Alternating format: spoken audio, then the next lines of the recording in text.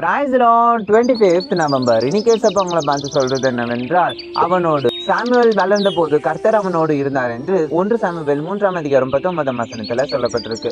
Samuel செய்த எல்லா விஷயத்திலும் தேவன் அவனை ஆசீர்வதித்தார். தாவீதை அபிஷேகம் பண்ண சாமுவேல் என்னவன் பயன்படுத்தப்பட்டான். எதற்காக எல்லா இடத்துலயும் சாமுவேலை பயன்படுத்துறாங்க?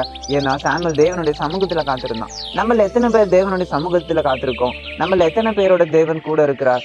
யோசிச்சு பாருங்க ஒரு வாட்டி. நிச்சயமா நம்மள ஒரு சிலர் மட்டும்தான்.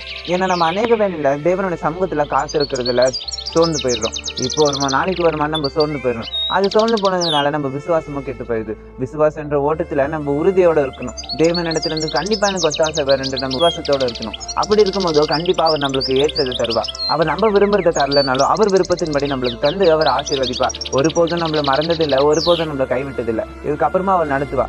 விசுவாசத்தோட சாமுவேலை போல காத்துருங்க. அவர் உங்களோட இருப்பார். நீங்க விருப்பப்பட்டபடியே உங்களுக்கு தருவா. Bye verse with Jebaraj.